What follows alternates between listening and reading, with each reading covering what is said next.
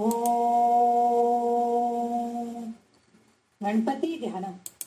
शिवतन्य वरिष्ठम सर्व कल्याण मूर्तिम परशुकमल हस्ते शोभितं मोदकेन अरुण कुसुम मालं व्यालबद्धोदरैच मम हृदय निवासं श्री गणेशं नमामि. श्री गणेशं नमामि. माते तुझ्या चरणी आश्रय देसी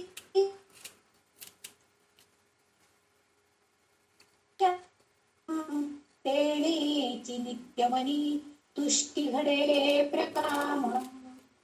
लावो तुझ्या भजनी हे मनसाच नित्य याहून अन्य जगदंब नकांक्षी चित्त. सर्वस्व तूच मुचे जगदंब माते आम्ही तुझे प्रिय शिशूच दुजेन नाते. वाटो कसाही गुणहीन सदा जनामी तू माय एक करिसी मम चोदनामी. तू माय एक करिसी मम चोदनामी. श्री गणेशाय नमः. श्री सरस्वत्यै नमः. श्री मातृपितृभ्यां नमः. श्री कुलदेवताभ्यो नमो नमः. श्री गुरुदेवेभ्यो नमो नमः. ओम श्री ललिता देव्यै नमः. अथ श्री ललिता सहस्रनाम स्तोत्रम. आतापर्यंत आपण ललिता सहस्रनामातल्या 91 श्लोकांचा अभ्यास म्हणजे विचार केलेला आहे. त्याच्याबद्दल आपण माहिती करून घेतलेली आहे. तिची नावं त्याच्यामध्ये आहेत. एकूण 431 नावं आपण आतापर्यंत बघितली. आता पुढच्या 92वा जो श्लोक आहे त्याच्यातली नामं आपण आज बघणार आहोत. श्लोक असा आहे. मदघूर्णित रक्ताक्षी मद पाटल गंडभूः चंदन द्रव दिग्धांगा चांपेय कुसुम प्रिया असं म्हटलेलं आहे त्यांनी.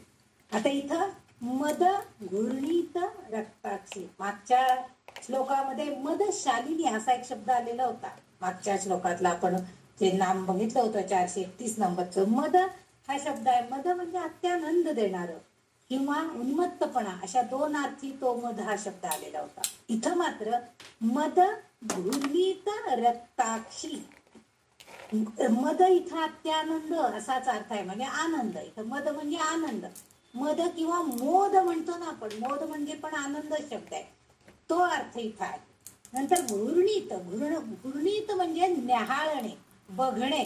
आपण समजा नवीन लहान खेडेगावामध्ये एखादं जर फॉरेनचे लोक जर कोणी गेले तर ते गोरे गोरे पान असे लोक ते गॉगल बिगल लावलेले हॅटबिट घातलेले बघितले की लहान लहान पोरं अगदी त्यांना असं कुतूहलाने निहाळत असतात. ते जे निहाळणं आहे ते निहाळणं म्हणजे त्या गोष्टीकडं अगदी कुतूहलानं बघणं जे आहे ना ते आहे. नंतर तिसरा जो शब्द आहे त्याच्यामध्ये रक्त आणि अक्ष, रक्ताक्षी. अक्ष म्हणजे डोळे आणि रक्त म्हणजे लाल रंग. मद घूर्णित रक्ताक्षी असा तो या शब्दशः या शब्दाचा अर्थ आहे, म्हणजे ह्या नामाचा अर्थ आहे की आनंदानं आपल्या लाल डोळ्यांनी ती सगळ्या भक्तजनांना न्याहाळत असते असा शब्दशः अर्थ आपण इथं घेतला तरी सुद्धा. कारण तिचे जे डोळे आहेत ते आनंदानं चकाकत असतात. कारण का तर मातेला, कुठल्याही आईला आपल्या बाळाकडे बघताना बघा ती कसं अगदी आनंदानं प्रेमभावनेने बघते.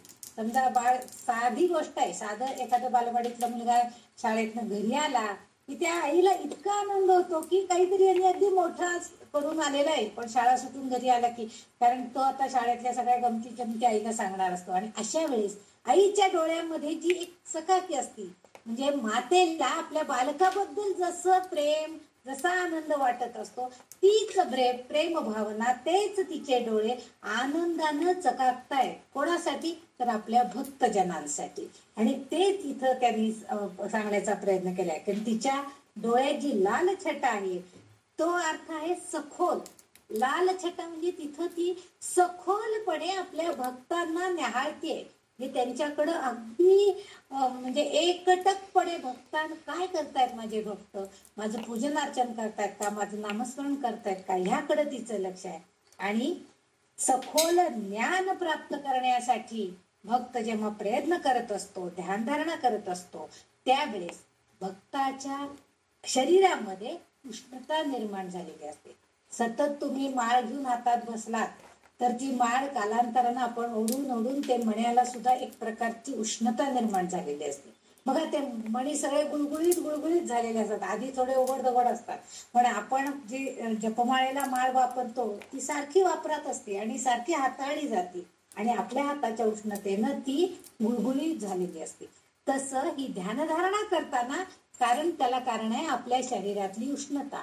आणि ह्या शरीरातल्या उष्णतेमुळं नैसर्गिकरित्या आपल्या डोळ्यांमध्ये सुद्धा उष्णता निर्माण झालेली असते आणि त्याच्यामध्ये एक वेगळी चकाकी आलेली असते. इथं त्यांनी लालसरपणा असा रंग दिलेला आहे, पण इथं आपण डोळे लाल झाले म्हणजे काय, काहीतरी राग आला, काहीतरी खूप रडलं तर आपण लाल झाले असं म्हणतो, पण इथं तसा अर्थ नाहीये. इथं डोळ्यांमध्ये चकाकी निर्माण होते असं सांगितलं. म्हणजे वेगळीच ऊर्जा डोळ्यांमध्ये निर्माण होते.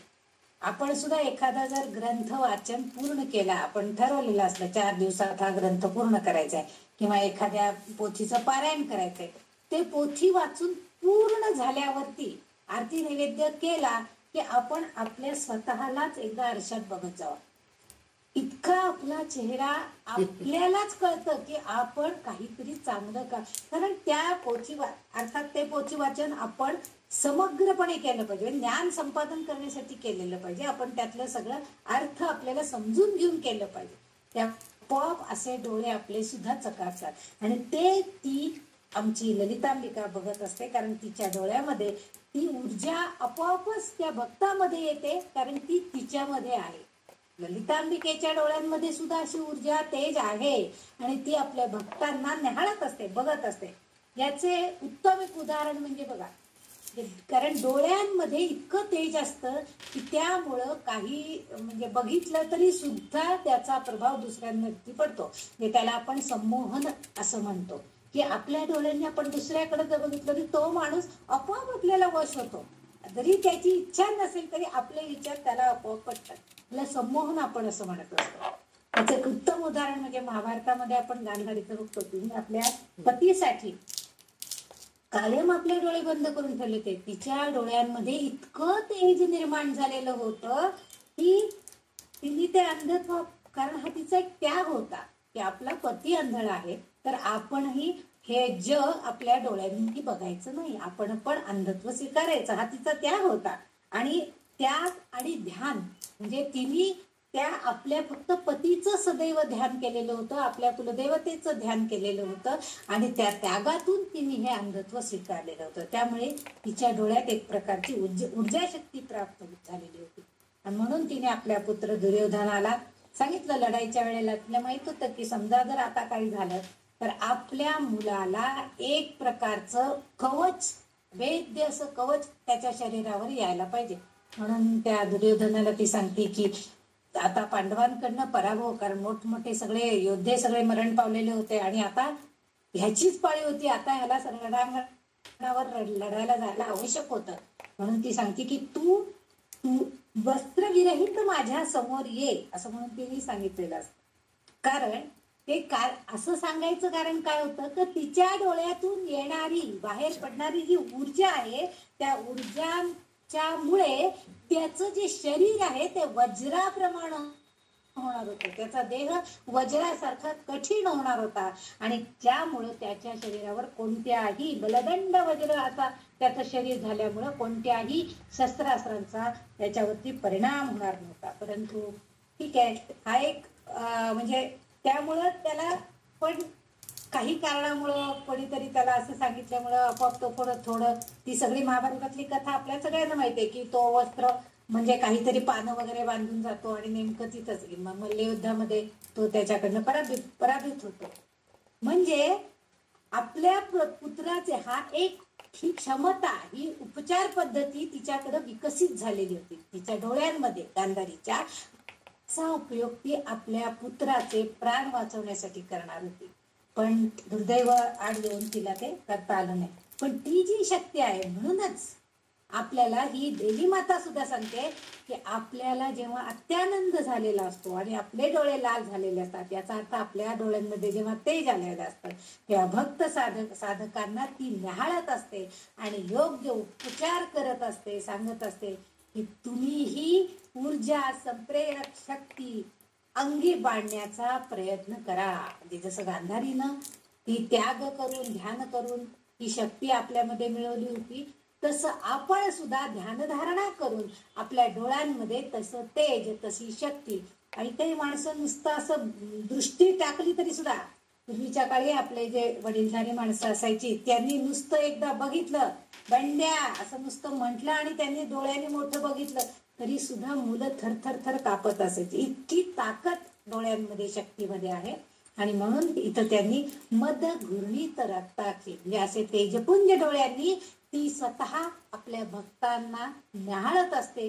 का न्याहाळत असते? तर ते काय करतायत, चांगलं काम करतायत का वाईट काम करतायत, हे सगळ्यासाठी ती बघत असते. आणि ती म्हणूनच ह्या नावामधून आपल्याला त्या वाग्देवता असं सुचवू इच्छित आहेत की तुम्ही सुद्धा योग्य प्रकारे जर योग्य कर्म करत राहिला असाल आणि अत्यानंद, म्हणजे तुम्हाला सुद्धा जर शाश्वत आनंद मिळाला असेल तुमच्या कृतींमधून, तर आपोआप तुमच्या डोळ्यांमध्ये सुद्धा ते तेज येईल आणि तुमचे डोळे सुद्धा ती ऊर्जा, संप्रेरक शक्ती निर्माण होईल तुमच्यामध्ये आणि त्याचा फायदा इतरांना सुद्धा होईल. हे जे आहे हे या नामाचा अर्थ आहे मद घूर्णित रक्ताचे. म्हणजे इथं रक्त म्हणजे लाल लाल डोळे होणे रागाने असा अर्थ न घेता तेजपुंज डोळे होणे, तेजात चमकणे असा हे उपाय आहे. नंतर दुसरं जे नाव आहे ते आता इथं बघा, दोन्ही नामांमध्ये मदशालिनी मध्ये मद शब्द आला, इथं पण मद घूर्णित असा शब्द आला. आता ह्या नामामध्ये सुद्धा मद पाटल गंडभू असा दुसरा शब्द आहे. आपण जो आता श्लोक वाचलेला आहे त्याच्यामधला पहिल्या चरणातला दुसरा शब्द मद पाटल गंडभू 433 नंबरचं नाव आहे. आता यौवन अवस्थेमध्ये लाजून गालांना लालिमा येते. म्हणजे जेव्हा तरुण मुली होतात आणि त्यांना एखादं काहीतरी कोणी चिडवलं की आता ताईचं लग्न करायचंय, तर तिला आपोआप म्हणजे लाजायला होत. अर्थात आजकालच्या मुली एवढ्या लाजत असतील असं वाटत नाही, पण पूर्वीच्या काळी मात्र हे असायचं की तिला असा एखादा विषय काढला किंवा नवऱ्याविषयी एखादं काहीतरी बोललं तरी त्या सुद्धा नवीन म्हणजे तरुणी ज्या असायच्या नवविवाहित, त्या सुद्धा अगदी लाजून चूर व्हायच्या. खाली मान घालून त्या आपल्या मनाशी खुदखुद हसल्यासारखं त्यांच्या चेहऱ्यावर लाल लाल लालिमा यायची. ह्या शब्दांचा असा इथं अर्थ आहे मद अधिक पाटल अधिक गंडभू असे 3 शब्द त्याच्यामध्ये आहेत. इथं मद म्हणजे आनंद, हर्ष, मनाला आनंद वाटणं, हर्ष. पाटल हे एक गुलाब फुलाचं संस्कृत नाव आहे. पाटल म्हणजे गुलाब फुल, संस्कृत मध्ये गुलाब फुलाला पाटल असं उल्लेख केलेला आहे. आणि गंडभू, इथं गंडभू म्हणजे आपले गाल किंवा कपोल असा शब्द आहे त्याच्यासाठी. माग हा कपोल शब्द एका आपल्या नामामध्ये येऊन गेलेला आहे आणि इथं त्यांनी दुसरा शब्द वापरला, गंडभू असा शब्द वापरला त्याच्यासाठी. म्हणजे आपले गाल आरक्त होतात लाजेनं जेव्हा आपल्या गालांवरती लालिमा येते, तो अर्थ ह्याच्यामध्ये उद्धृत केलेला आहे. म्हणजे आता हे तुम्ही म्हणाल की लाजायचं विषयाचं कशाला, इथं काय कारण आहे असं, तसं नाहीये. जेव्हा एखादी व्यक्ती नियमितपणे ध्यानधारणा करते तेव्हा त्याच्या शरीराला सुद्धा एक प्रकारची चकाकी येते. तुम्ही जर कधी सज्जनगडला किंवा शिवथरगडला असं जर गेलेला असाल तर तिथं जे रामदासी लोक असतात तर त्यांच्याकडे जर तुम्ही दृष्टिक्षेप टाकला, त्यांच्याकडे जर बघितलं तर तुमच्या हे अगदी तुम्हाला लक्षात येईल. म्हणजे ते इतके तेजपुंज दिसत असतात, त्यांच्याकडे बघितलं की नाही हा माणूस नक्की ज्ञानी आहे, ह्याच्याकडे काहीतरी ताकद आहे, हे आपल्याला लगेच कळतं. म्हणजे त्या ध्यान धारणेने त्याच्या शरीरावरती पण तेवढी चकाकी येते, म्हणजे अंगकांती सुद्धा चकाकती आणि अर्थातच डोळे तर चकाकणारच. म्हणजे त्याच्या चेहऱ्याकडे बघितलं की आपल्याला लगेच लक्षात येतं की हा काहीतरी, म्हणजे शरीरातील सगळी झळाळी जी आहे ती सगळी त्यावेळेस चेहऱ्यावर पण येते. ध्यान धारणेनं चेहरा सुद्धा अगदी उजळून निघतो.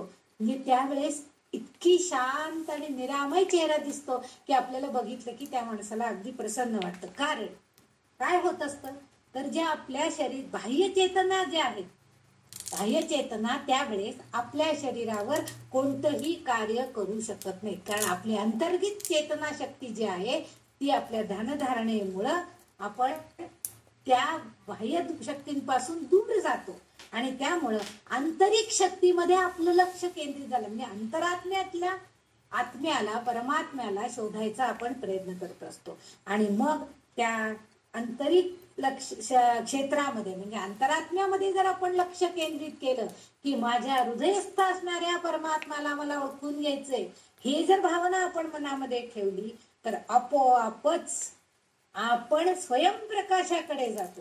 म्हणजे आपला आपणच आपल्याला शोधायचा प्रयत्न करायचा आहे.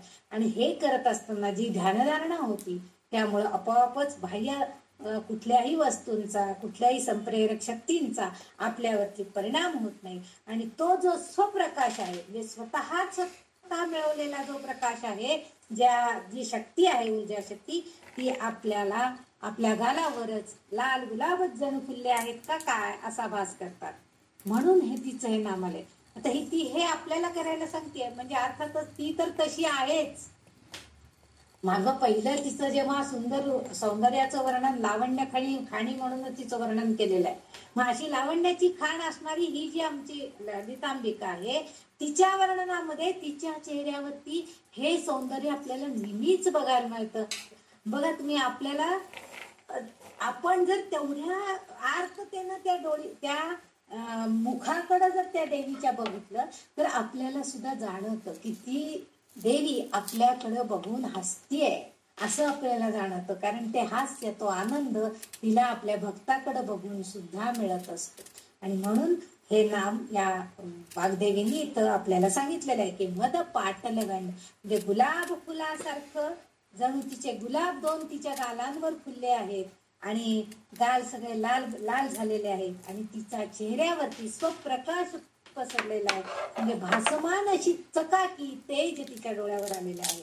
म्हणून तिला मद गुणित मद पाटलगंड हू हू असं नाव इथं त्यांनी उद्धृत केलेलं आहे. आता पुढचं जे नाव आहे 434 नंबरचं, चंदन द्रव दिग्धांगी. आता चंदन द्रव दिग्धांगी ह्याच्यामध्ये या नावाचा संबंध वरील नामाला, म्हणजे आता वरती मदपाटलगंडभू ह्या नावाला जोडूनच आहे. कारण ध्यानधारणेनंतर शरीरामध्ये उष्णता ऊर्जा उत्पन्न होते आणि त्यावर इलाज म्हणून, म्हणजे ज्यावेळेस शरीर असं खूप तापतं त्यावेळेस आपण चंदनाची पेस्ट करून, चंदनाचा द्रव म्हणजे चंदन द्रव म्हणजे चंदनाची पेस्ट आपल्या सगळ्या शरीराला लावतात. जेव्हा इतकी उष्णता ऊर्जा निर्माण झालेली असते, तुम्ही आपण ह्याचा नरसिंह अवतारामध्ये जेव्हा विष्णूचा अवतार ज्यावेळेस झाला त्यावेळेस त्यांच्या त्या अवतारामध्ये आधीच ते म्हणजे क्रौर्य रूप होतं त्यांचं. कारण इतकं मोठी ती जीभ आणि असं रौद्र रूपामध्ये, नरसिंह रूपामध्ये भगवान प्रकट झालेले होते. आणि त्यांच्या शरीरामध्ये इतकी उष्णता निर्माण झालेली होती की आता या शरीराचा दाह कशानं कमी होणार असं वाटत होतं. आणि अशा वेळेला म्हणून आपण सुद्धा, म्हणजे आपण जर समजा अशी एखादी ध्यानधारणा केली त्यावेळेस त्यांना विष्णू भगवानांना प्रल्हादाने सांगितलं की थांबा, मी तुमचा दाह कमी करतो. आणि त्यांनी फक्त भगवंताचं नाव शांतपणे घ्यायला सुरुवात केली आणि त्याच्यामुळं भगवंताच्या शरीराचा जो दाह आहे तोही कमी झाला. तसं रामाच्या बाबतीत सुद्धा एकदा सांगितलेलं आहे. म्हणजे हा दाह जर कमी व्हायचा असेल तर त्यावेळेस आपल्याला चंदनाची पेस्ट, चंदन हा शीतलता देणारा आहे आणि त्या शरीरातील दाह कमी करण्याचा गुण त्याच्यामध्ये आहे. शीतलता प्रदान करणारी चंदनाची पेस्ट शरीराला लावली जाते आणि त्यामुळं तिचा देह, म्हणून हिला सुद्धा आपल्या भक्तांच्यासाठी काही वेळेला रौद्र रूप धारण करून यावं लागलेलं आहे. कारण ह्या आपल्या ललितांबिकेनं सुद्धा पुष्कळ रूपामध्ये तिचं प्रगतीकरण आपल्याला झालेलं दिसतंय. आणि जेव्हा ती असं रौद्र रूप धारण करून येते तेव्हा तिच्याही शरीराचा असाच दाह होतो. म्हणून त्यावेळेस तिला चंदन उटी लावली जाते. आणि चंदन उटी ही 2 गोष्टी आहेत. त्याच्यामुळे तिच्या शरीराला शीतलता मिळते आणि वातावरणामध्ये सुगंध पसरतो. असं ह्या दोन्ही गोष्टींचा फायदा तिथं. आपल्याकडे सुद्धा ह्या चंदनाची उटी म्हणजे सहसा मे जून म्हणजे वैशाख महिन्यामध्ये जास्त करून, म्हणजे मे महिन्यामध्ये, एप्रिल मे या महिन्यामध्ये चंदनाची उटी शिवपिंडींना बरेच वेळेला लावली जाते. किंवा काही देवांच्या मूर्तींना सुद्धा चंदनाचा लेप लावला जातो की जेणेकरून त्यांना शीतलता निर्माण होईल. कारण उष्णतेनं त्यांच्या शरीराचा दाह होऊ नये. म्हणजे भगवंताची काळजी. आपण सुद्धा आपल्या देवघरामध्ये जे देव आहेत, आपल्याला जसं उष्णतेनं आपल्या शरीराचा दाह होतो तसं त्या देवांचा सुद्धा होत असणार ना, त्यांना सुद्धा उष्णता लागतच असणार आहे. त्यावेळेस म्हणून आपण रोज सुद्धा चंदनाची उटी, चंदनाचा गंध आपण देवांना का लावतो की जेणेकरून आमच्या काही कृत्यांनी जर तुझ्या शरीराला दाह निर्माण होणार असेल, जर काही आमच्याकडनं वाईट कृती घडलेल्या असतील तर त्याचा परिणाम तुझ्या शरीरावर व्हायला नको. तर म्हणून तुला मी चंदन उटी, चंदनाचं गंध रोज लावते की जेणेकरून तरी निदान तुला आमचा त्रास कमी व्हावा, यासाठी आपण चंदनाचं गंध त्यांच्या कपाळी लावत असतो देवांच्या सुद्धा. म्हणून इथं चंदन द्रव दिग्ध म्हणजे दग्ध असा अर्थ आहे. दग्ध म्हणजे प्रज्वलित किंवा दाह, आणि अंग म्हणजे आपलं शरीर. म्हणून ह्या नामामध्ये आपल्याला त्यांनी हेच सांगायचा प्रयत्न केलेला आहे की तिच्या शरीरातून निर्माण होणारी जी उष्णता आहे ती कमी करण्यासाठी त्यावर इलाज म्हणून शीतलता देणारी चंदनाची पेस्ट, चंदनाची उटी, चंदनाचं उठणं तिच्या शरीराला लावलं जातं आणि मग तिचा देह चंदन उटीने सुगंधित झालेला आपल्याला बघायला मिळतो. आणि हे आपण सुद्धा लक्षात घ्यायला पाहिजे की आपण सुद्धा आता हा इथं चंदनाचा लेप लावायला लागतोय. आपण ऍटलिस्ट तिचं नाव घेण्याचा जरी प्रयत्न केला, आपल्याला राग आला तर बरेच जण सांगतात बघा, आपल्या आई वडील आपल्याला लहानपणी शिकवतात, राग आला ना तर 1 ते 10 आकडे मोज, असं आपले आई वडील आपल्याला सांगायचे. का बरं? की त्या 1 ते 10 आकडे मोजण्याचा जो कालावधी आहे त्या कालावधीमध्ये आपला राग थोडा शांत होतो. किंवा काही वेळेला असेही इलाज सांगतात की तुम्हाला राग आला ना तर थोडं थांबा आणि पाणी प्या. पाण्यामुळे आपलं शरीर पण थोडस गार होतं.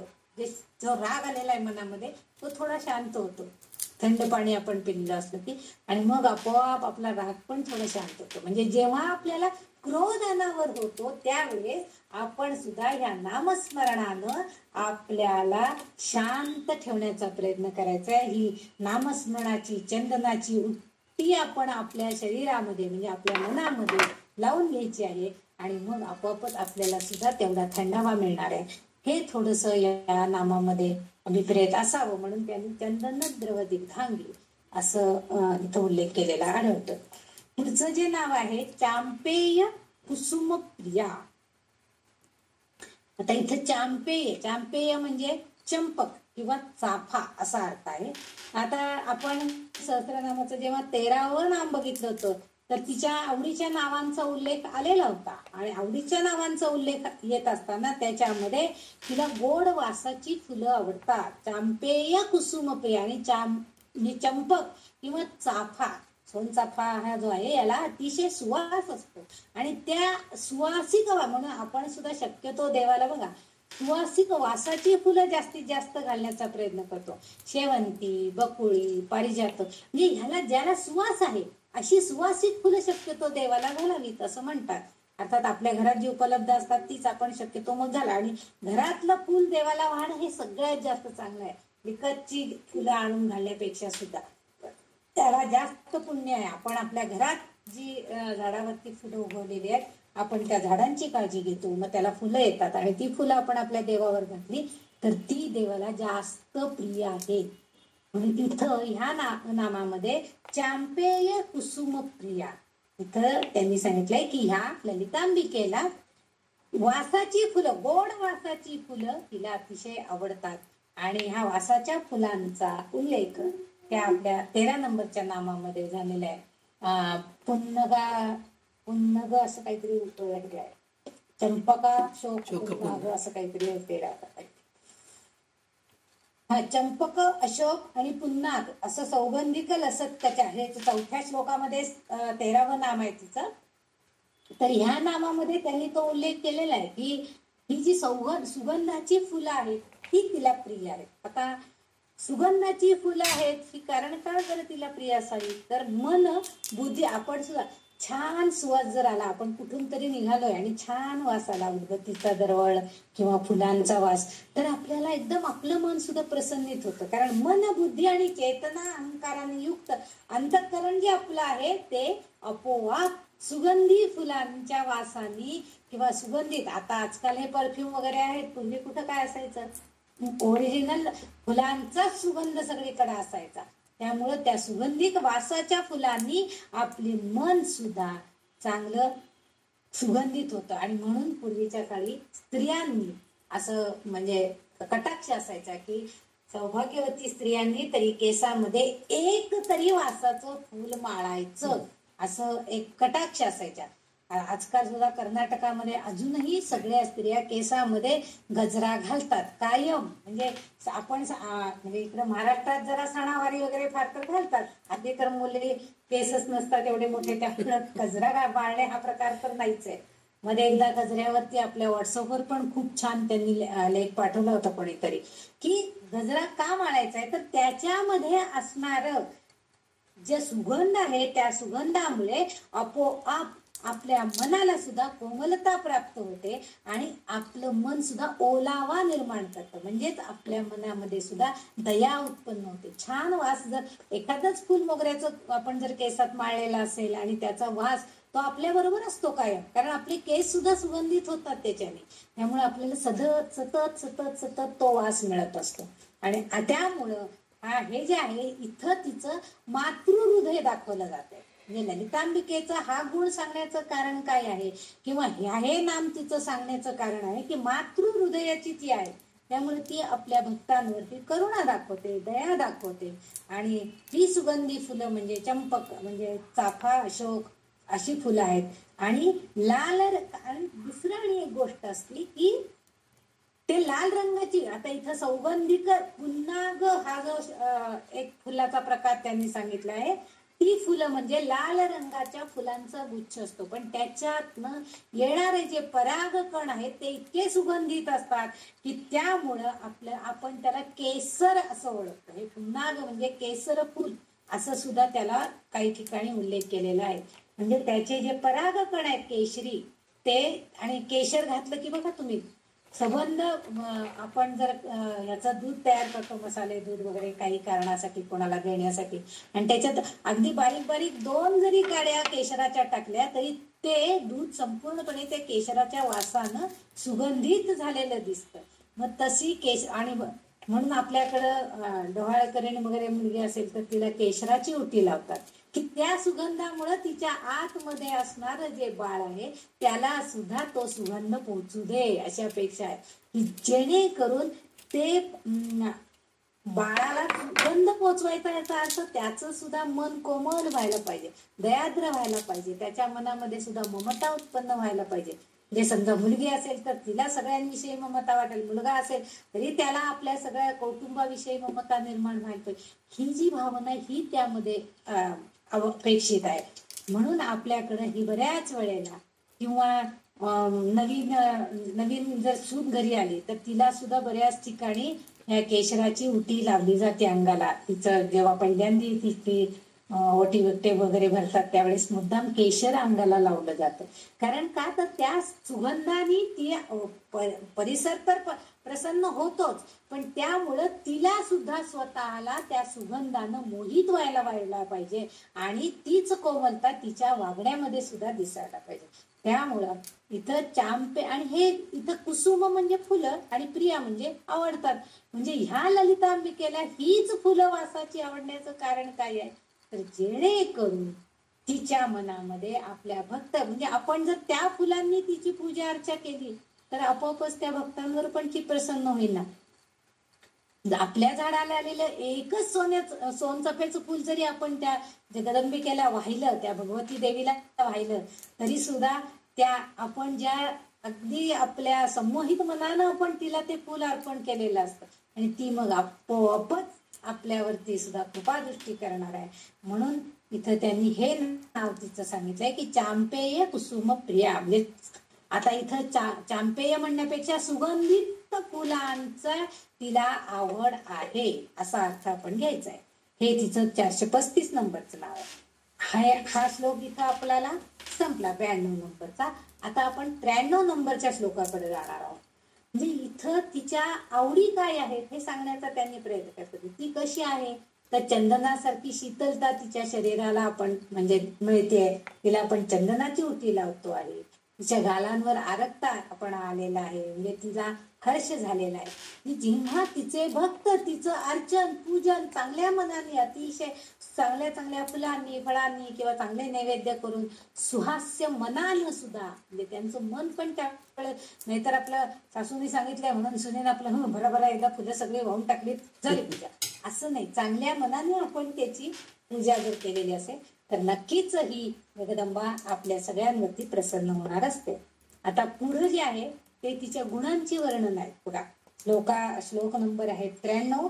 तो असा आहे, कुशला कोमलाकारा कुरुकुल्ला कुलेश्वरी कुलकुंडालया कौल मार्ग तत्पर सेविका.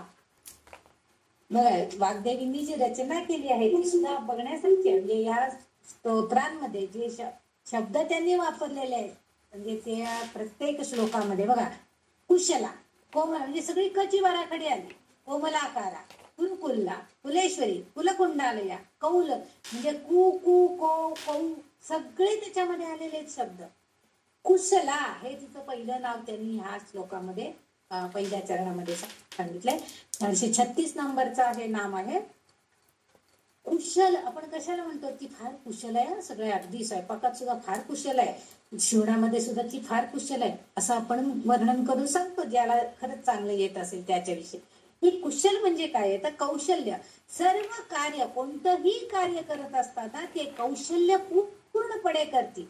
म्हणजे ही एकटीच बघा, ही देवी जी आहे ही खरोखरच कुशलच आहे. कारण का ती एकटी स्वतः काय करते, ही एकटीच देवी परिपूर्ण आहे. कारण ती काय करते, निर्मिती करते, पालन करते आणि वेळ हवा म्हणजे वेळेला ह्रास करायची ताकद सुद्धा तिच्याकडे आहे. मग असं असताना म्हणजे ही सगळी कार्य ती अगदी सहजतेनं करत असते. हे सगळं हाताळते. म्हणजे सृष्टी रचनेमध्ये ही कुशलतेनं आपलं सगळं कार्य पार पडते. तिला जे कार्य सोपवलेलं आहे ते सगळं अगदी कौशल्यानं पार पडते. म्हणजे समजा निर्मितीची वेळ आली तरी सुद्धा आपलं कौशल्य वापरून ती कोणतीही ती कृती करून चांगल्यात चांगलं निर्माण करण्याचा प्रयत्न करते. नंतर पालन पोषण करायचं झालं तरी सुद्धा त्या आपल्या भक्तांचं पालन पोषण चांगल्या प्रकारे होईल अशा तऱ्हेची म्हणजे अशा तऱ्हेचं काम ती करते की जेणेकरून माझे भक्त चांगल्या प्रकारे त्यांचं पालन पोषण होऊ शकेल, त्यांना सगळं उदरनिर्वाहाची साधनं देण्याचा म्हणजे हे जे आहे म्हणजे ती हे इतकं सहजतेनं सगळं करत असती कारण ती कुशल आहे. ह्या सगळ्या कार्यामध्ये हे तिचं कौशल्यपणाला इथं लागलेलं दिसतंय. म्हणजे आणि हे करताना ती हे का करू शकते तर ती कौशल्य जाणणारी आहे म्हणून तिचं हे नाव इथं कुशला असं त्यांनी उल्लेख केलेला आहे. एखाद्या घरामध्ये सुद्धा असे एक असतात स्त्रिया की ज्यांना सगळं माहित असतं. म्हणजे आज घरामध्ये काय करायचंय अतिशय कौशल्य. एखादी फार असा ह्याचा प्रसंग आलेला असतो की आता ह्या प्रसंगात आपण बाहेर कसं पडायचं, किंवा काहीतरी आपत्ती निर्माण झाली, पण ती स्त्री किंवा तो पुरुष, कर्ता पुरुष, तो जर कौशल्यानं ते सगळं हाताळला तर ते घर व्यवस्थित पुन्हा चालू, सुरळीतपणे सगळं काम होऊ शकतं. अन्यथा ते घर एकदम डबघाईला जातं. म्हणजे ही कौशल्य, हे जे कुशलता आहे ही तिच्याकडं आहे, अर्थात मग तिच्याकडं आहे म्हटल्यावरती आपल्या भक्तांना देणारच, पण त्यासाठी आपण तिची प्रार्थना करायला पाहिजे, तिचं नामस्मरण करायला पाहिजे आणि तिच्या ह्या कौशल्याची जाणीव आपल्याला व्हायला पाहिजे. ते काय देवी देणार आहे, माझं मलाच करायला पाहिजे असं नाहीये. ती जेव्हा तुम्हाला एखादी कला तुमच्या अंगामध्ये संप्रेरित करेल तेव्हा तुमच्या हातातनं ते गोष्ट चांगल्या प्रकारे केली. एखादी घरामध्ये बघा, एक साधे मोदक करायचे असतात, पण एखादीच स्त्री अशी असते की जी इतकी सुरेख त्या मोदकांना कळ्या पाडत असते, इतके छान असे एकसारख्या आणि अगदी छान एकसारखे मोदक तयार होतात. सगळ्यांना जमतं असं नाही, म्हणजे ही कुशलता आहे. त्या कोणत्याही कामामधलं कौशल्य त्याच्यामध्ये आपल्याला कुठलंही. आणि आपण इथं हेच लक्षात घ्यायचंय की आपण जे काम करू ते कौशल्यानं करायला शिकलं पाहिजे, तर त्यामुळे आपल्याला सुद्धा त्याचा आनंद मिळतो. कुठलंही काम करायचं, एकदा काम करायला सांगितलं म्हणून कसं तरी ओढ केर काढायला सांगितलं, भरा पुढनं सगळा केर घेऊन एकदा त्या सुपलीवरती धरून टाकून दिला की झालं, माझा केर काढून झालेला आहे. पण त्यामध्ये सुद्धा कौशल्य, साधं केर काढण्याची गोष्ट आहे, पण कौशल्यानं काढायला पाहिजे. की पाठीमागं कुठं जाळ्या झाल्यात का किंवा काय ते बघून, अगदी बारीक सारीक कोपऱ्यांमध्ये कुठं मुंग्या दिसत आहेत का, कुठं झुरळं दिसत आहेत का, म्हणजे ते सुद्धा एक प्रकारचं कौशल्य आहे. ज्या घरामध्ये अशा तऱ्हेनं कौशल्यपूर्वक बाईचा हात फिरलेला असतो ते घर नेहमी आपल्याला टापटीप व्यवस्थित दिसतं बघा. पण जिथं असं काही नसतं तिथं मात्र मग आपल्याला सगळीकडे झुरळ फिरताना दिसतात, मुंग्या फिरताना दिसतात. म्हणजे साध्या गोष्टीमध्ये सुद्धा कौशल्यपणानं कुठलंही काम करायला पाहिजे. आणि ते आपल्याला ही ललिता देवी तिच्या कार्यातनं शिकवते. ती जसं सहजतेनं सगळी कार्य पार पाडती तसं आपण सुद्धा आपल्या घरामध्ये सगळं पार पाडायला शिकायला पाहिजे. हे या नामातून आपल्याला घेण्यासारखं आहे. पुढचं जे तिचं नाव आहे 437 नंबरचं, कोमलाकारा, कोमल आकाराची. त्याच्यामध्ये ह्या कोमलाकारा असं तिचं नाव यांनी इथं उल्लेख केलेला आहे श्लोकामध्ये. पण कोमल आकारा असं त्याची शब्दफोड करायची. कोमल अर्थातच आपल्याला माहिती, कोमल म्हणजे अतिशय नाजूक, आणि आकार म्हणजे तिचं रूप. इथं कोमल आकाराची आहे ती, म्हणजे ही श्री माता आहे. आपल्याला माहिती आहे की ती तर सौंदर्याची खाणच आहे आणि तिचे शरीर सुंदर आहे, हे आपल्याला अनेक नामांमधून प्राप्त झालेलं आहे. पण त्याच बरोबर ती कोमलता तिच्या हृदयामध्ये आहे, कारण ती मातृ हृदय असलेली आहे, कारण ती सर्वोच्च माता आहे. आणि त्यामुळे तिचं वागणं बोलणं हे सगळं कसं आहे, कोमल आहे, सौंदर्यवान आणि मनाने सुंदर असलेलं तिचं एक लावण्य खाणी रूप इथं आपल्याला कोमलाकारा हे जे नाव आलेले आहे की ती नुसती सौंदर्यानं नटलेली नाहीये, तर मनानं सुद्धा ती सौंदर्यवती आहे. कारण तिचं मन सुद्धा इतकं कोमल, इतकं सुंदर आहे की ज्यामुळं मन सुंदर असल्यामुळं वागणंही सुंदर आहे. आणि म्हणून तिचं हे सुकुमार, तिचं नाम जे आहे हे त्यांनी दिलेलं आहे, हे सुकुमार म्हणजे ती सुकुमार आहे. म्हणजे तिचं मन अतिशय कोमल आहे, म्हणून हे त्यांनी कोमल आकाराची, म्हणजे कोमल आकार, हा आकार म्हणजे तिचं स्वरूप. तिचं रूप कसं आहे, तर तिचं मन आणि तिचं रूप हे दोन्हीही सु आहेत, म्हणजे चांगले आहे. हे मनाने चांगली आहे आणि सौंदर्याने पण चांगली आहे, अशी असणारी ही म्हणजे ललितांबिका आहे. आणि अर्थात आपल्याला हे तिचं जे वर्णन आहे हे बऱ्याच लोकांमध्ये नामांमध्ये आलेलंच आहे.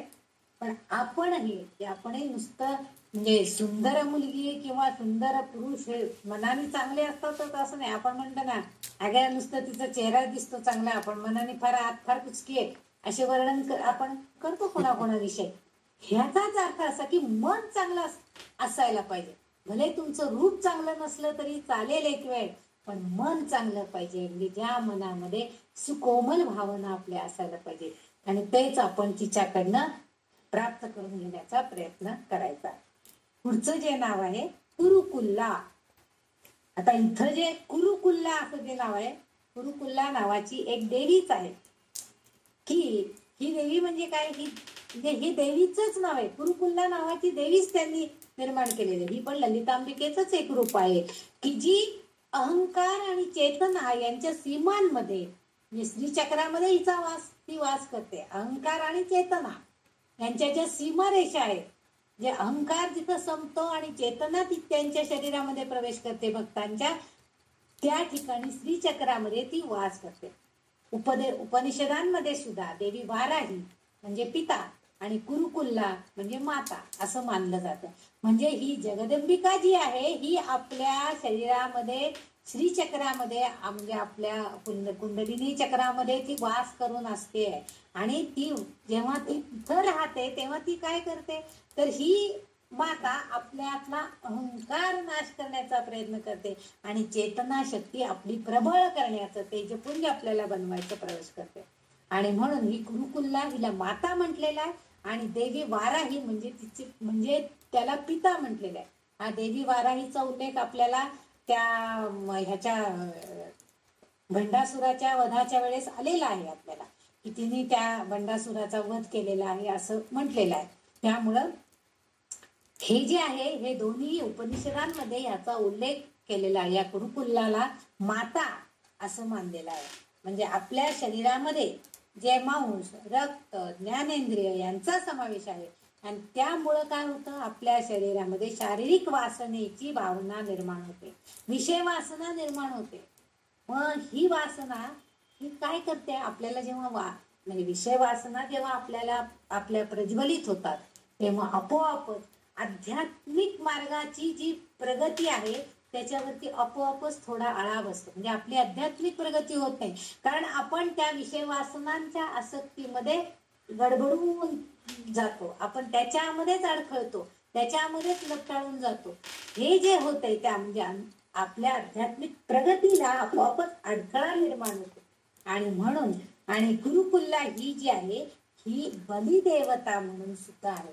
हिचे स्वरूप हे भौतिक वर्णन, हिचे स्वरूप जे आहे कुरुकुल्ला देवीचं, ही खरं तर भयानक असं तिचं वर्णन आहे. बलिदेवता म्हणून तिचा उल्लेख केला गेलेला आहे. हिचे स्वरूप जे आहे ते भयावह आहे. आता हे म्हणजे आपल्याला आतापर्यंत त्यांनी ह्या ललितांबिकेचं शांत रूपाचं आपल्याला वर्णन करत आतापर्यंत सांगितलेलं आहे. ती कोमलांगी आहे, कोमलकार आहे, हे सगळे कुशल आहे, असे चांगले वर्णन केलेले आहे. पण हीच ललिता देवी काय करते, जेव्हा तुमच्या मनामधल्या वासना शक्तींचा, आसक्तीचा वाढ होईल, तुमच्या मनामध्ये ह्या वासना, अहंकार, विषय वासना यांचं प्राज्वल्य होईल, त्यावेळेस ते दूर करण्यासाठी, तो अहंकार नष्ट करण्यासाठी ही देवी तुमच्या मनामध्ये कुरुकुल्ला या देवीच्या रूपामध्ये येणार. म्हणजे ह्या देवीच्या स्वरूपामध्ये ती असणार आहे आणि तिचं जे भयावह रूप आहे त्यामुळं आपोआपच भयगर्भित होऊन आपण आपल्यातला अहंकार नाश करण्याचा प्रयत्न करू. कारण आपलं शरीर जे आहे हे सगळं विषय वासनेनंच भरलेलं आहे. आपल्यामध्ये या सगळ्या आसक्ती, लोभ, मोह, मद, मत्सर हे सगळं आपल्याकडे आहे आणि हेच नाश करायचं काम तिला आपल्या कृपाप्रसादानं करायचंय. म्हणून ही देवी या भयानक रूपानं, या भयावह रूपानं आपल्या भक्तांपुढे प्रगट होऊन ती सांगते की तुम्ही तुमच्यातला अहंकार सगळा बाजूला करा, क्रोध नाहीसा करा. हे सगळं सांगण्याचं काम तिच्या ह्या नामातून आपल्याला वाग्देवींनी सांगण्याचा प्रयत्न केलेला आहे. म्हणजे तिचं इथं हे थोडस क्रूर रूप किंवा भयावह रूप थोडस त्यांनी प्रगट केलेलं आहे. आतापर्यंत ती सगळीकडे सौम्य रूपामध्ये दाखवलेली आहे. म्हणून हे एकच रूप तिचं त्यांनी असं आतापर्यंत त्याच्यात दाखवलं की थोडीशी भयावह आहे, भीतीदायक आहे. परंतु आपण घाबरून काय करतो, नको नको मी काही हे करत नाही, मला हे नको, असं आपण घाबरतो. तसंच त्या देवी पुढं आपण सुद्धा नतमस्तक व्हायचंय, शरणागत व्हायचंय आणि ते आपल्याला नको असं म्हणून देतो, अहंकार माझ्याकडे नको, मला काही नको असं आपण तिला सांगायचं आहे. म्हणजे आपल्यातला अहंकार नष्ट करण्यासाठी ही गुरुकुल्ला देवी आपल्याला मदत करणार आहे. गुरुकुल्ला देवी म्हणजेच ही ललितांबिका त्या रूपामध्ये येऊन आपल्याला मदत करणार आहे. हे आपल्याला इथं या नामामध्ये दिसतंय, म्हणून तिचं हे नावाचा उल्लेख त्यांनी केलेला असावा. पुढचं जे नाव आहे कुलेश्वरी. आता कुल ईश्वरी हे नाव मागे एकदा पण उल्लेख झालेला आहे या नावाचा. म्हणजे कुळ आणि ईश्वर, कुलेश्वरी. कुळाची, मागच्या ह्याच्यामध्ये तिचं कुळाची देवी, कुलदेवी असा उल्लेख झालेला होता. आता इथं कुल ईश्वरी म्हटलेलं आहे तिला, म्हणजे कुलस्वामिनी. त्या प्रत्येक कुळाची एक एक कुलस्वामिनी असते. आपल्या सुद्धा प्रत्येक कुळाला म्हणजे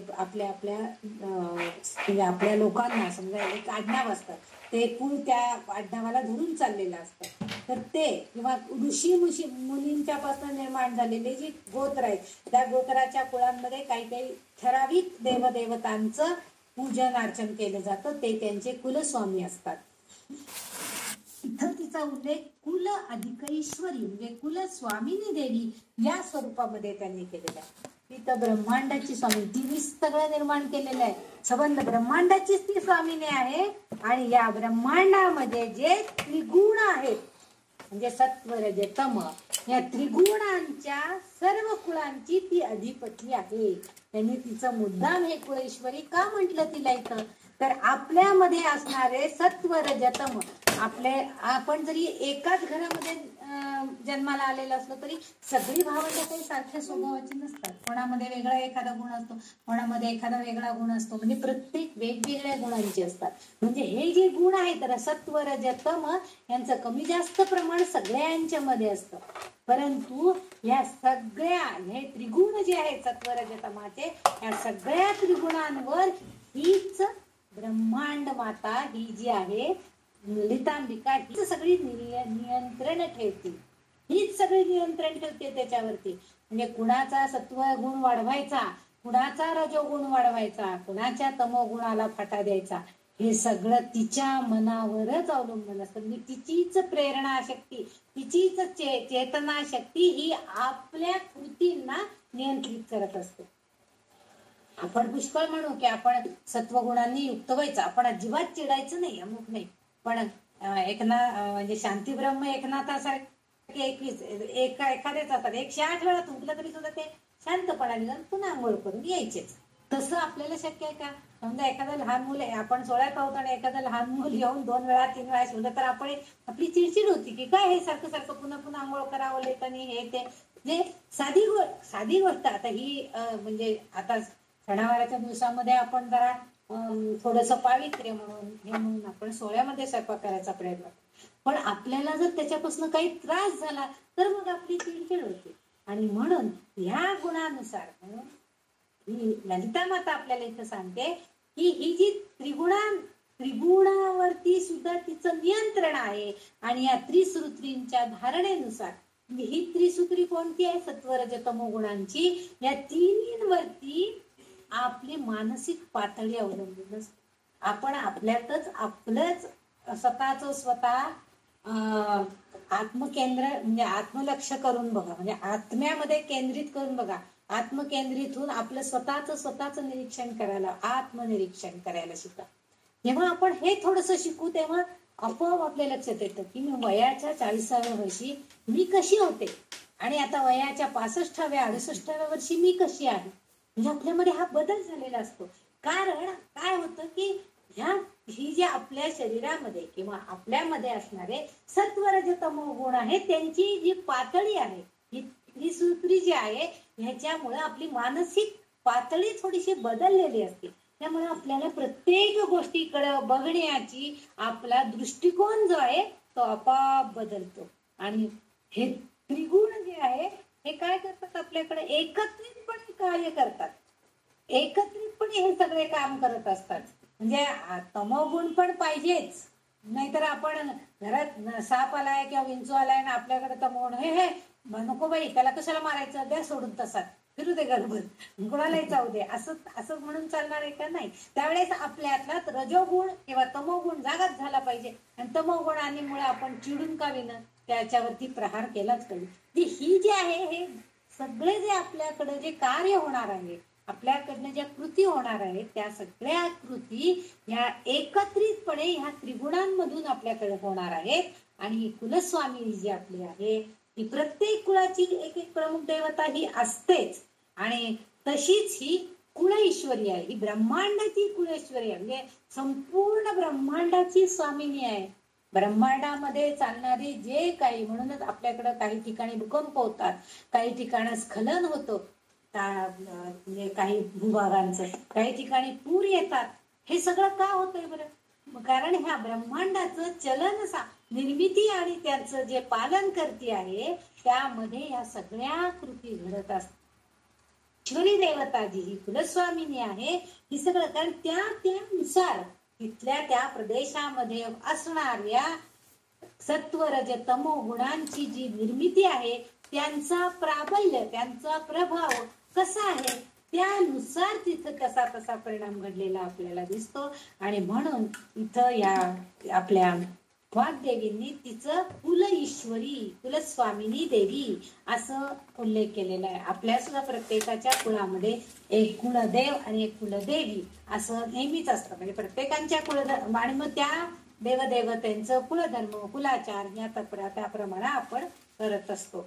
पण ही ह्या सगळ्यांच्या वर आपल्या आपल्या कुळांचे कुलदेवतेचं आपण पूजन अर्चन काय जे करत असतो, परंतु ह्या सगळ्यांवर नियंत्रण करणारी जी कोण आहे तर ही ललितांबिका कुल ईश्वरी अशी आहे. आणि म्हणून इथं तिचं नाव आलेलं आहे कुल ईश्वरी. आपल्याला सगळ्यांना आपले गुण सत्वरजाकडे कसे, म्हणजे सत्वाकडे कसे जातील, सात्विक गुण कसे वाढीच लागतील हे सांगण्यासाठी जणू काही वाग्देवींना हे नाव तिचं घातलेले आहे. म्हणजे आपल्या कुलदेवतेची जर आपण भक्ती केली किंवा आपल्या कुलदेवतेचं आपण जास्त तिला प्रसन्न करून घेण्याचा प्रयत्न केला, नामस्मरण केलं, भक्ती केली, आराधना केली, तिलाच आराध्य दैवत म्हणून आपण मानलं तर आपोआपच आपल्यातली सात्विकता वाढीस लागते. आपल्या मनामध्ये तमोगुणांना ह्रास झालेला आपल्याला दिसतो. आणि हे सगळं केव्हा होतं? म्हणून बघा आता आपल्याला जास्त का वाटतं कुलदेवतेचं करावं, नाम घ्यावं, ध्यानधारणा करावी. वयाच्या 20-21व्या वर्षी लग्न झाल्यावर एवढं काही आपल्याला जाणवत नव्हतं. आपल्या आत्मनिरीक्षण केल्यावर आपल्याला हे कळतं की त्यावेळेस आपण काही एवढं करत नव्हतो. त्यावेळेस सुद्धा ज्यांना ह्याची थोडीशी जाणीव झालेली होती त्यांची प्रगती जास्त झालेली आपल्याला दिसते. म्हणजे त्यांची आध्यात्मिक प्रगती का जास्त झालेली दिसते तर ज्यांना आपण, म्हणजे आता बऱ्याच जणी आपल्याला आपल्या समूहामध्ये सुद्धा आपण जेव्हा चर्चा करतो की आम्हाला फार उशिरा हे सगळं कळलं, आम्ही फार उशिरा ह्या मार्गाकडे आलो, ह्याचा अर्थ असा आहे की तेव्हा आपल्याला आता काय झालं, आता आपल्याला आत्मनिरीक्षण आपण केलेलं आहे आणि ह्या केल्यावर आपल्याला कळतं. परंतु ही कुलस्वामिनी ही जी आहे ना तिची थोडीशी जरी कृपा आपल्यावरती असेल तर आपोआप ती आपल्याकडनं आपल्या कुलधर्म कुलाचार त्या कुलदेवतेचे सगळे उपचार हे सगळं आपल्याकडनं व्यवस्थित करून घेते आणि पर्यायानं आपल्यावरती तिची कृपा दृष्टी राहते. त्यामुळं काही कुळांमध्ये त्यांचा आपोआप खूप उद्धार झालेला दिसतो, भरभराट झालेली दिसते. सगळ्यांचीच मुलं बाळ सगळे अगदी चांगल्या चांगल्या पोस्ट वरती असतात, चांगले संस्कार त्यांच्यावरती झालेले असतात. पण काही जणांच्या कुळामध्ये मात्र आपल्याला बघतो, आपण म्हणतो ना काय त्यांच्या घरामध्ये सगळं हेच होऊन गेलं बघा, सगळे वाताहत झाले, कोणाचंच काही चांगलं झालं नाहीये.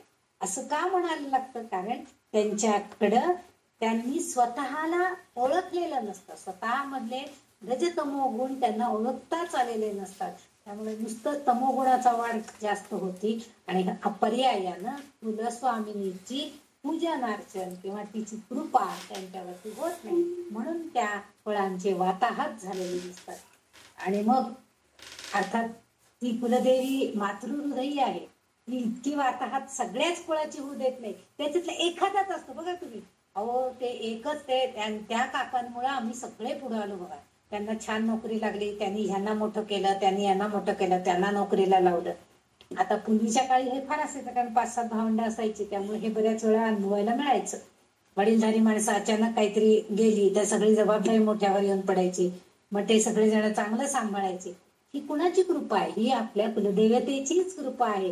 म्हणजे तो एक जो माणूस आहे, आज सुद्धा असं बऱ्याच ठिकाणी बघायला मिळतं की ते घर अतिशय चांगलं चाललेलं असतं, परंतु काही कारणानं त्यातला एखादा माणूस काही कारणानिमित्त जर लांब गावी गेला तर इकडं ज्या घरामध्ये तो राहत होता त्या घरामध्ये थोडीशी काहीतरी विघ्न किंवा काहीतरी म्हणजे परिणाम त्याचा झालेला दिसून येतो.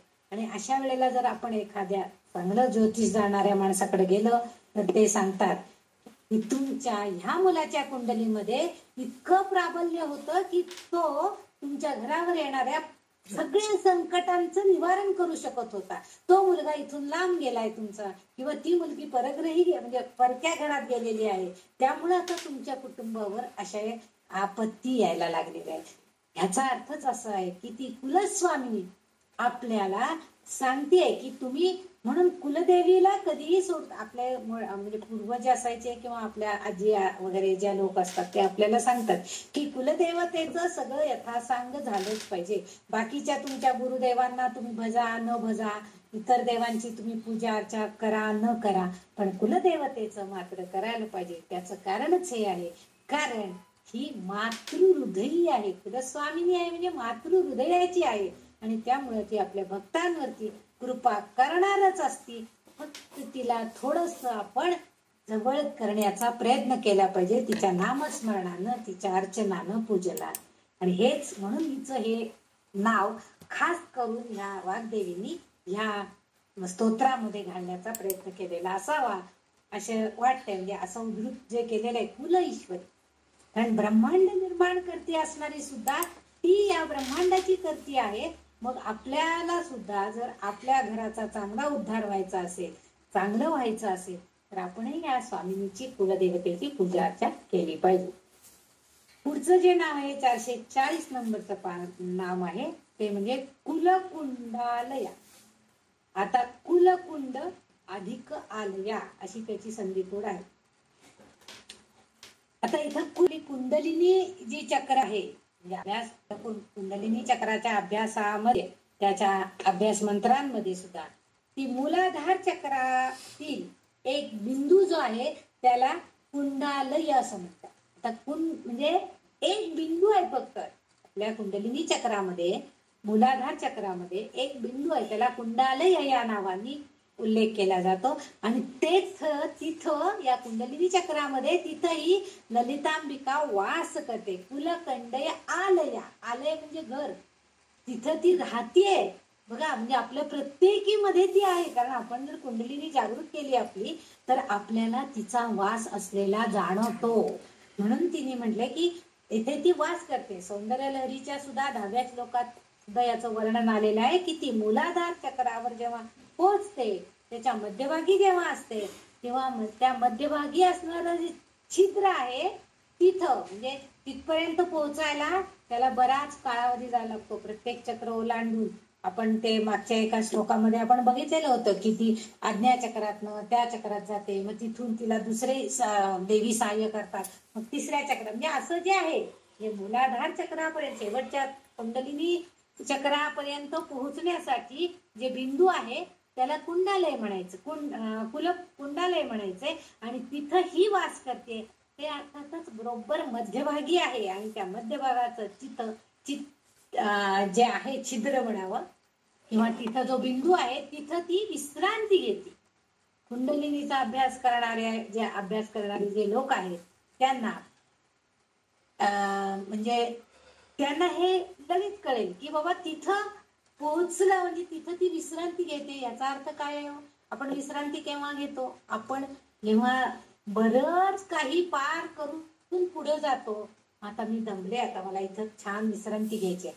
आणि हे विश्रांती कुणासाठी असते? तर आपल्या मनाला झालेलं जे काय ज्ञान असेल त्या ज्ञानाचं थोडस चिंतन करण्यासाठी विश्रांती करायची. इथं कुंडलिनी अभ्यासामध्ये हे लक्षात घ्यायचंय, शरीराची विश्रांती कशीही मिळेल, आडवं झोपलं की शरीराला विश्रांतीच आहे, पण मनाची विश्रांती जर मिळवायची असेल तर त्यावेळेस काय करायला पाहिजे?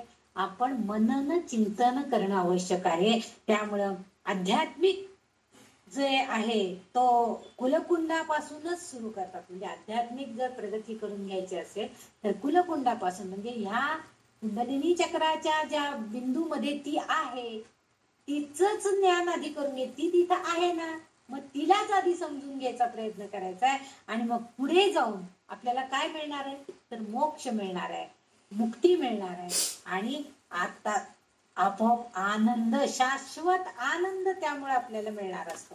आणि म्हणून इथं तिचं घर आपल्या म्हणजे आपल्याच शरीरामध्ये तिचं घरच आधी राहिले. आपण कितीही प्रवासाला गेलो, किती ट्रिपला गेलो, अगदी खूप मौज मजा करून आलो तरी सुद्धा सगळं करून आल्यावर घरी आलं बाई आज बरं वाटलं, किती दिवसांनी घरी आले, घरी आल्याला अगदी समाधान वाटलं असं आपण म्हणतो. तर ते आपलं घर आपल्याला बरं वाटतं बघा. किती फिरून या, किती छान छान ठिकाणं बघून या, छान छान खाऊन पिऊन या, घरी आलं की बरं वाटतं. घरचा आमटी भात खाल्ला की कसं बरं वाटतं. हे जे आपले शब्द आहेत हे का आहेत कारण आपलं घर, मग आपल्या घरामध्ये जर ती वास करती आहे, कुंडलिनी चक्राच्या त्या बिंदूमध्ये जर ती विश्रांतीसाठी आहे तर तिला शोधण्याचा प्रयत्न आपण करायचा आहे. आणि तो जर आपल्याला लागला, त्याची जाणीव आपल्याला झाली तर आपोआपच आपल्याला शाश्वत आनंद मिळणार आहे, आपल्याला मोक्षाची प्राप्ती होणार आहे आणि आपण त्या मोक्ष प्राप्तीच्या अवस्थेपर्यंत पोहोचणार आहोत. म्हणजे आपल्याला मुक्तीचा मार्ग मिळणार आहे. याच्यासाठी तिचं नामस्मरण आणि आत्मपरीक्षण करणं यासाठी जास्त गरजेचं आहे. ती आहे ना, मग त्याचा अभ्यास आपण करायला पाहिजे. म्हणजे तिची जर तेज आहे, तिची जी शक्ती आहे त्याची जाणीव आपल्याला करून घ्यायची. आपल्याला आत्मसाक्षात्कार म्हणायचंय त्याला, तर तो आपण करून घ्यायचा आहे.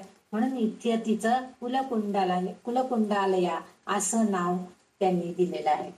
कुल म्हणजे एकूण असा पण अर्थ आहे, म्हणजे एकूणच त्या त्या छिद्रामध्ये किंवा त्या ठिकाणी त्या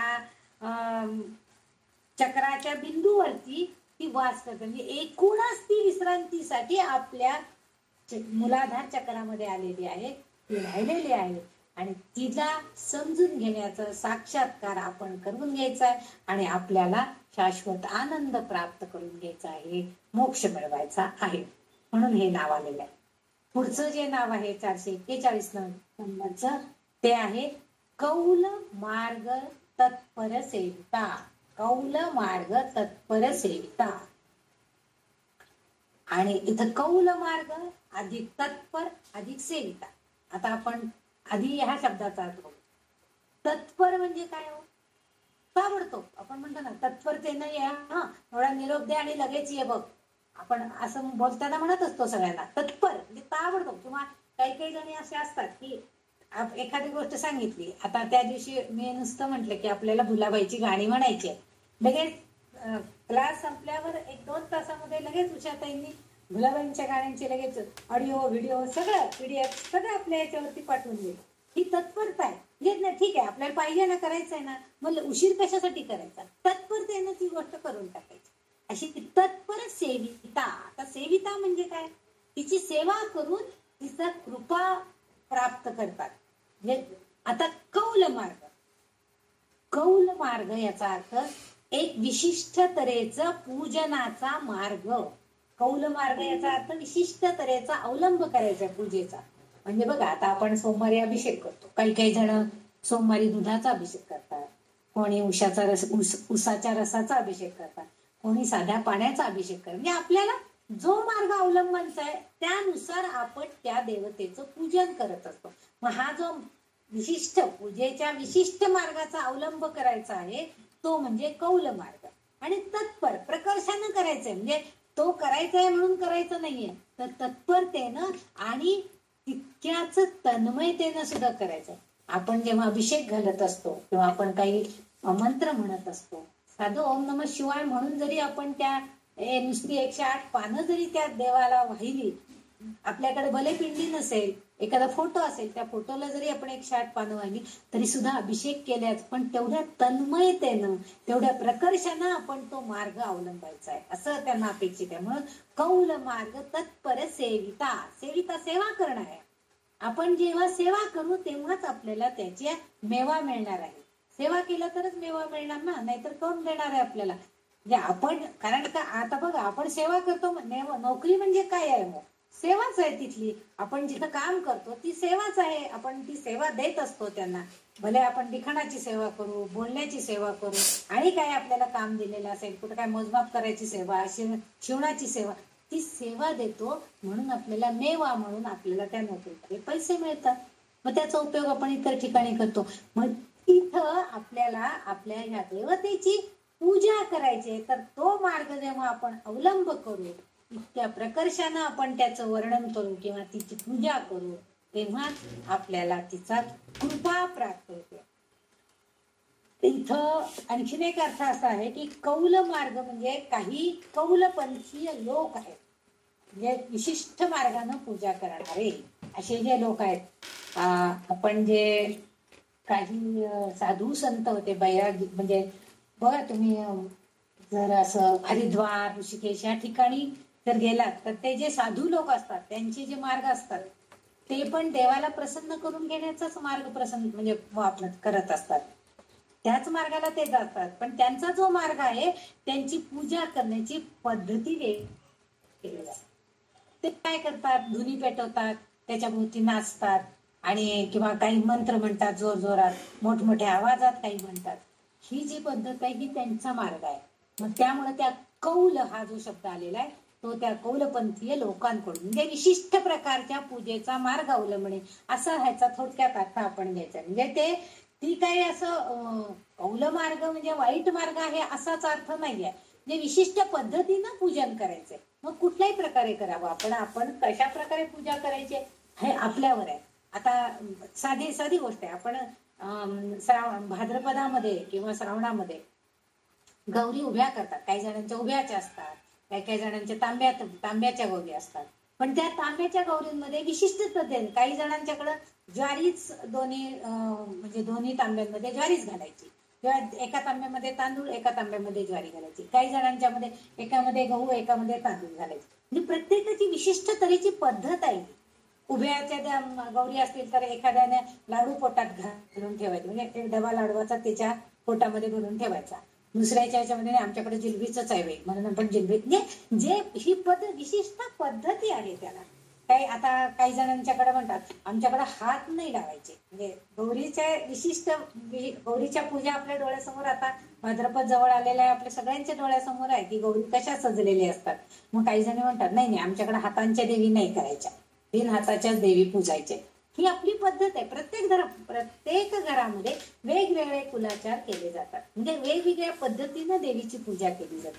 काही जणांच्याकडे, आमच्याकडे बाळाची पद्धतच नाहीये, छोटं बाळ एक करून पुढे ठेवलेलं असतं गौरी पुढे. काही जणांच्याकडे असतं, काही जणांच्याकडे ही पद्धत आहे. म्हणून इथं त्यांनी असा मुद्दाम उल्लेख केलेला आहे की ह्या विशिष्ट पद्धतीनुसार पूजेचा अवलंब करायचा आहे. तोही कसा तत्परतेनं. आता इथं तत्परतेनं म्हणण्याचा अर्थ आहे प्रकर्षानं आणि तितक्या तन्मयतेनं करायचा आहे, जेणेकरून तिची आपल्यावरती कृपा प्राप्त होईल.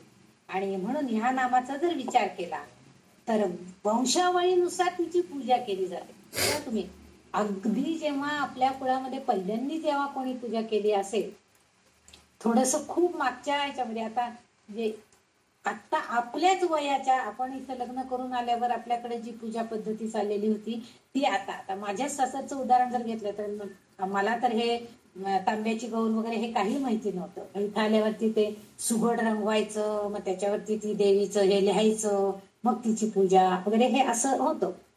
मला म्हणजे गंमत वाटायची की त्या सुगडावरती ते एकाशी वाटीसारखं पालथं घालायचं. आणि मग म्हणजे मी तीनदा म्हणायची की ते असं पालथं घातल्यावर नाक डोळे सगळे वर जातात, असं कसं काय, जे मला त्यातलं हे कळत नव्हतं. मग नंतर जेव्हा थोडस ह्याच्यावरती विचार व्हायला लागला तेव्हा सगळ्यांना पटलं की हो नाही खरंच आहे, असं नागडोळे वर वाटी पालथी घातल्यावर तिच्यावर रंगवलेले नागडोळे वर बघणार की नाही, ते आपल्याकडे कशी बघेल. मी सारखं म्हणायचे की अहो ती देवी आपल्याकडे बघायला पाहिजे, असं वर कशात तिचं रंगवत आहे, वरचं रंगू नका, फार तर थोडे छोटे छोटे डोळे काढा, म्हणजे जे वाटीचा भाग आपल्याकडे दिसेल अशा तऱ्हेचं आमच्याकडे चर्चा व्हायच्या. नंतर मग आम्ही तांब्याच्याच ह्याच्यावरती छाप मारलेले जे असतात तेच ठेवायला. म्हणजे कसा बदल होतो, म्हणजे वंशावळीनुसार त्याच्यामध्ये थोडीफार बदल केला जातो त्यानुसार. कारण नंतर कुंभारांच्याकडे जाणं किंवा ते आणून देणं बंद झालं. आता कुंभार नसतातच गावांमध्ये बऱ्याच ठिकाणी. आपण शहरामध्ये आल्यावरती कुठं कुंभार शोधायला जायचा आणि त्याच्याकडे ते सुगड आणि ती वाटी केव्हा बघायला जायचं. आणि नंतर काय व्हायचं, म्हणजे मला तर तीही शंका पडायची. मी म्हणायची दरवर्षी हे नवीन सुगड आणि नवीन हे, मग ते फुटलं की आपल्या मनाला लागायचं, मग जपायचं तरी किती त्याला. मग ठीक आहे, मी म्हणजे आमच्या सासूबाई म्हणायच्या, अगं मिठाला वगैरे वापरायचं, नाहीतर झाडांच्या बुंध्याशी त्यांना ठेवून टाकायचं पाणी घालून, पक्ष्यांना पाणी घालायला ठेवायचं. हे सगळं मलाही मान्य होतं, नाही असं नाही. परंतु नंतर असा विचार आला की हे आता खेडेगावांमध्ये घरं मोठी, झाडं झुडपं, ह्यांच्यामध्ये ह्या सगळ्या गोष्टी शक्य आहेत. शहरामध्ये आहे का ते? 4 भिंतीच्या आत सगळं आपलं, 4 भिंतीच्या बाहेर गेले की आपण काही करायचं नाहीये, तिथं काही ठेवायचं नाहीये. मग कुठे ठेवणार ते आपण? त्यामुळं आपोआपच त्याच्यामध्ये म्हणजे वंशावळीनुसार त्या पूजेच्या पद्धतीमध्ये सुद्धा, नियमांमध्ये सुद्धा थोडे बदल करण्यात आले. नंतर काय झालं, महिनाभर गौर जेव्हा बसवायची तेव्हा त्या काही वेळेला हवा तर अशी असते, पाऊस एक पडत असतो, त्या ज्वारीच्या मध्ये नुशा व्हायच्या. सगळ्यांना माहित असेल, पोरकेडे होतात. काय सगळ्याच वेळेला सगळं धान्य अगदी खूपच छान मिळतं, उपलब्ध असतं असं होत नाही. मग मी म्हणायचे, अहो त्या देवीच्या अंगामध्ये नाही, म्हणजे माझ्यासारख्या शंका असायच्या. मी सारखं आमच्या सासूबाई, ते किडे बिडे एवढे होतात, ते कशाला भरून ठेवतात तुम्ही? तसलं नका, जे चांगलं धान्य आहे ते ठेवूया आपण. म्हणजे तांदूळाला वगैरे कसं बोरिक पावडर वगैरे लावून थोडं भरलं तर त्याला काही होणार नाही. म्हणून मी म्हणायचे, नको तुम्ही तांदूळ फक्त भरा, म्हणजे काही त्याला होणार नाही जास्त. गहू किंवा ज्वारी जर त्या पोटामध्ये म्हणजे त्या तांब्याच्यामध्ये भरलं तर त्याला किडी बिडी होणार नाही. का बरं? आपण म्हणजे जर आपण त्याला देवी म्हणते, सगळ्यात जे चांगलं असेल ते तिला द्यायचंय ना आपल्याला, मग हे असं का तुम्ही देता? अशी माझी शंका. म्हणजे मला नेहमी अशा शंका पडायच्या. मी त्यावेळेस त्यांना सारखं विचारायचे. जेव्हा मला करायचं होतं तेव्हा मी माझ्या सासूबाईंना, म्हणजे जेव्हा माझी मुलं मोठी झाली, मुंजी झाल्या, मग आमच्याकडे मी सगळं करायचं सुरू. म्हणजे मी म्हटलं, मी आता करते माझं, मी आता तिकडे येऊ शकणार नाही, माझं मी सगळं करते. तेव्हा मी सासूबाईंना स्पष्ट सांगितलं, मला ही तुमची पद्धत पटत नाही, मला हे असं करणं बरोबर वाटतं, त्यामुळे मी हे असं करणार आहे. ठीक आहे म्हणाल्या, तुला जसं योग्य वाटते तसं तू कर. कारण त्यांनाही पटलं की खरंच आहे नुशा वगैरे. नंतर जेव्हा महिन्यानी जेव्हा ती गौर काढली जायची तेव्हा खरंच त्याच्यात नुशा झालेल्या असायच्या. मग ते योग्य नाहीये. म्हणून इथं त्यांनी असं म्हटलंय की विधिनियमांमध्ये थोडीशी भिन्नता झालेली आहे. आता आमच्या सुनांना आम्ही तेच सांगतो की नाही, जे चांगलं असेल ना तेच त्याच्यामध्ये भरून ठेवा, किंवा भरतानाच जे धान्य आहे ते अगदी पॅक प्लॅस्टिकच्या पिशवीत वगैरे भरून त्याच्यामध्ये भरा, की जेणेकरून ते खराब होणार नाही. कारण आपल्याला जसं देवानी सगळं चांगलं द्यावं अशी अपेक्षा आहे, तसं आपण सुद्धा त्याला देताना, म्हणजे ती देवी म्हणून आपण ते बसवतोय ना, तिला पण चांगलंच देण्याचा प्रयत्न करूया, ही भावना त्याच्यामध्ये. त्यामुळं इथं कौल मार्ग हा जो आहे, म्हणजे पूजेचा मार्ग हा वंशावळीनुसार थोड्या प्रमाणामध्ये बदल केलेला आहे. म्हणजे आता आमच्या घरामध्ये सगळेच आमचे चुलत वगैरे घराण्यात सुद्धा सगळेजण तांब्याचे तांबे आणि तांब्याचे वरचे गडू असे छाप मारलेले अशाच गौरी सगळीकडे बसवल्या जातात. आता कुठेही, कारण कुंभार वगैरे आणून देत नाहीत. म्हणजे बदल झाला हा त्याच्यामध्ये. जोपर्यंत त्यांना शक्य होतं तोपर्यंत ते केलं, म्हणजे हा त्याच्यामध्ये बदल आहे.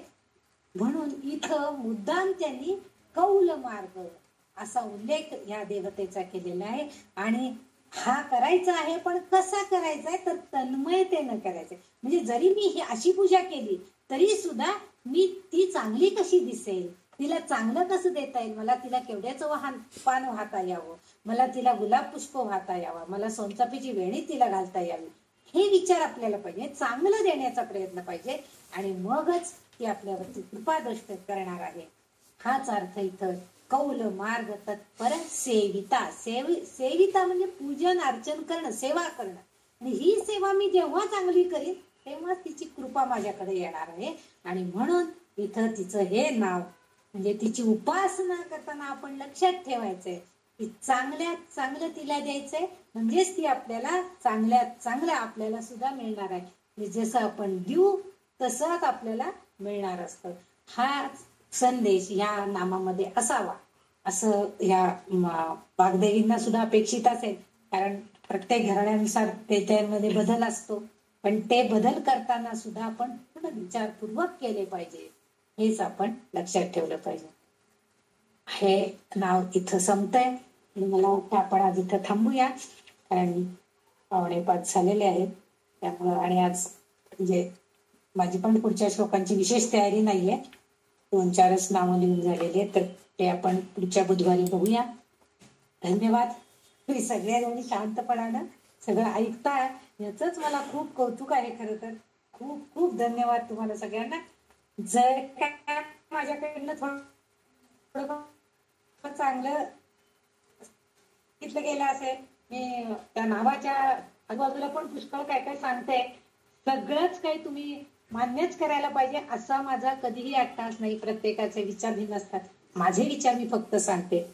तुम्हाला जे पटलं तर करा, समजून घ्यायचं. नाही पटलं तर तिचं ते नाव आहे एवढं मात्र नक्की तुम्ही समजून घ्या आणि तिच्या त्या नावाचा आदर करा. माझ्या सांगण्याचा आदर करू नका.